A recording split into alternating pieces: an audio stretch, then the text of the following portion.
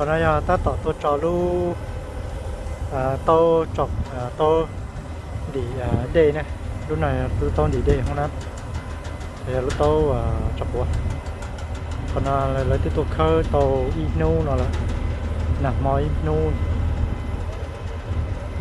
lúc nào thành thọ mua giờ một sáng đà buồn gì rồi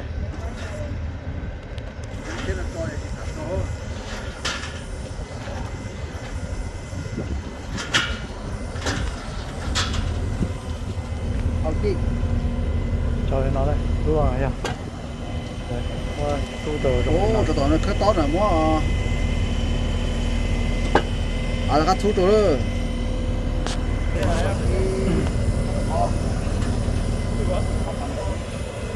nó cho nó rồi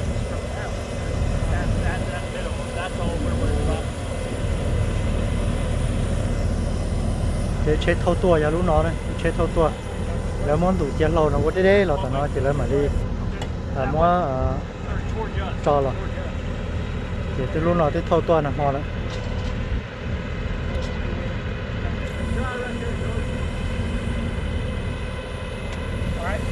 thì ta xin là lấy tới mua cho đủ trò rồi này. Come into this one, it should just be liquid by that point.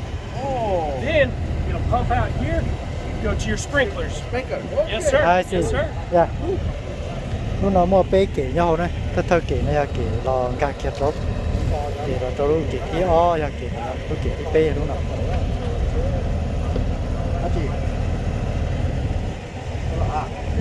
Sẽ là tắt phi.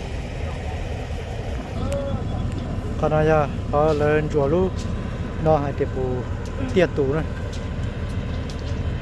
Còn bây giờ lên mua luôn chùa nhá nó.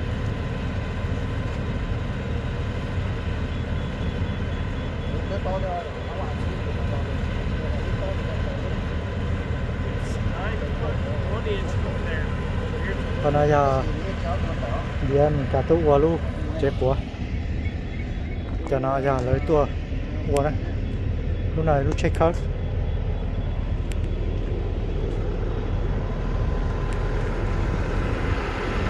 lúc này lúc check out lúc này lúc của tia như cá